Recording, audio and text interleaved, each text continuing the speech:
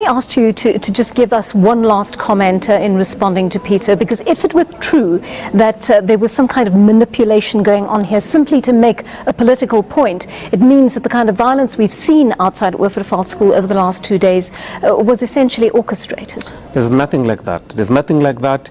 We are working very well with our schools. I mean, there's schools that I can tell you now that when we interacted with them to say there's a need for change because demographic has changed. There's a need for you to admit English learners.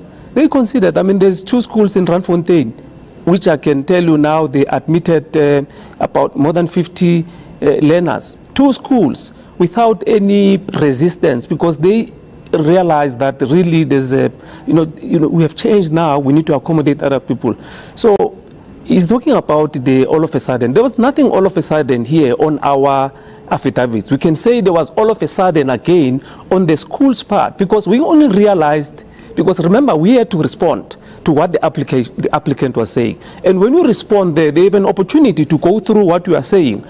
In the morning of the court, when the court was supposed to proceed, all of a sudden, which I can say now, all of a sudden there was 2 affidavits which are saying they now have capacity. You can also presume that probably they colluded with those principals because they speak the same language. You can come to that conclusion. So that's all of a sudden, that's what I'm talking about.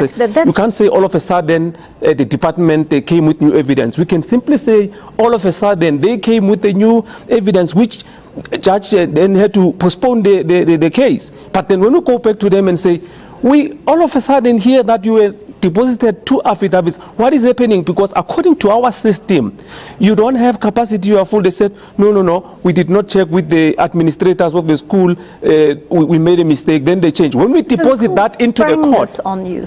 Come again? The school sprang this on you. Yes, definitely. That's why we're talking about all of a sudden. Now, Peter want to claim that all of a sudden we came with new evidence. We can say all of a sudden people that were supposed to be in the same, because they were respondents, they were supposed to be with us. All of a sudden they come with the 2 affidavits which are saying we actually support the applicant because we have space. But when we look into the system, they don't have space.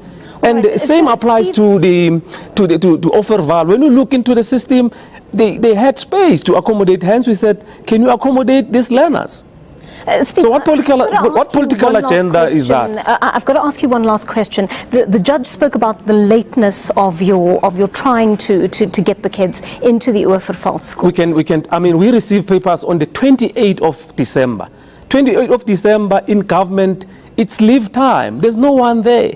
We had to recall some of the officials to scrap and make sure that we collate that evidence, and we submitted on the 2nd. Because on the 28th, when we received papers, we were subjected to the date of the 29th. We said, but we can't, give you papers on only one day. We need to collate information so that we submit. We then submitted on the 2nd, but we explain why we submitting on the 2nd. So that lateness, why the comment of lateness is there. Right. I mean, those papers were, and people to leave Vereeniging and go to deposit in Tshwane. Why?